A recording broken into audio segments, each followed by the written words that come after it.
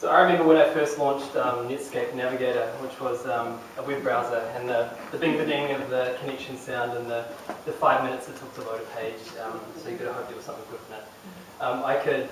I could find things, I could look for movie times, I could access information, I could consume.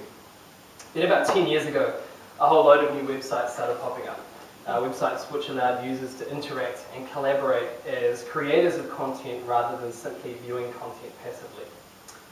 So Web 2.0, a bit of a buzzword, also known as the participatory web, the web as a platform, or the read-write web, and this is the web today, collaborative, internet-based, and user-driven.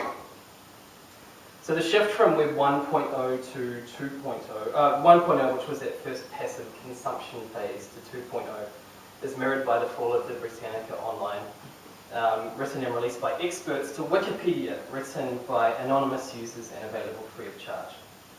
So we've seen a massive increase in user-generated content. And some question the validity of this knowledge, which is fair. Some have argued we now find ourselves amongst an endless digital forest of mediocrity. But this epic amount of user-generated data has the potential to activate what James Surowiecki calls the wisdom of the crowds, whereby diverse groups of individuals become more than the sum of their parts. So fortunately for us, this mighty river of information and data can be fished.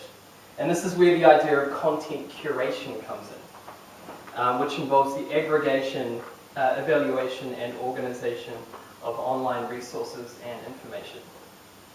So services exist to deliver relevant content to you. You no longer need to trawl the bottom of the sea in the hopes of stumbling upon something interesting. Information can be pushed to you using aggregation and networking tools, two of which I want to talk a bit about today, Twitter and RSS feeds. So I'm sure you've all heard of Twitter, the microblogging service where users share everything from the mundane to the extraordinary.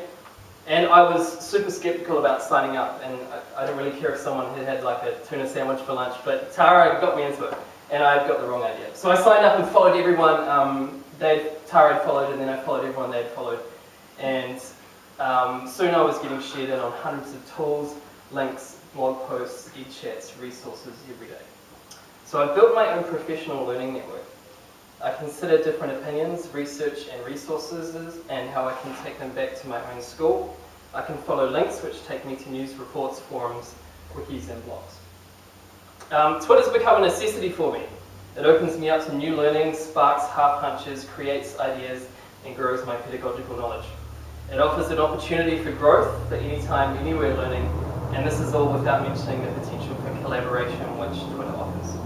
And something which is important to understand and which could be a potential barrier for entry into Twitterland is feeling like you have nothing to say. It was for me, but I soon realized that I don't actually need to post anything at all if I don't want to. I'm beginning to, yeah, sure, but it's not mandatory.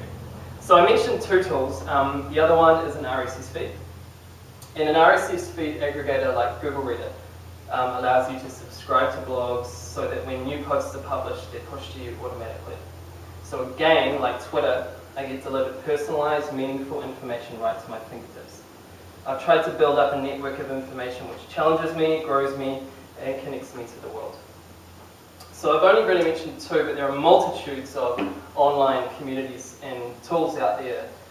Image sharing sites like Flickr, wikis, social bookmarking sites like Digo, podcasts, webinars, YouTube, Facebook, Google+, Pinterest, LinkedIn, Learnist, and the list goes on and on. It's ridiculous. And through all of this, as well, I haven't even mentioned the other big issue at play here, the change potential that Web 2.0 technologies have on our practice and pedagogy educators, which is a whole other can of worms. But kind of briefly, it's the ability to facilitate meaningful student participation and collaboration on a global level. These technologies and apps facilitate new ways to engage with and engage students. And through Web 2.0, students can build the skills, knowledge, and capacities more and more important to living well in the 21st century. So what can we look forward to in the future? Web 3.0, the mass diffusion of HD quality video, the fall of the TV, 3D simulations, augmented reality, wireless everything, sensors everywhere, and that future is a growing reality. So for now, though, how about start with Twitter? I'm probably preaching to the choir.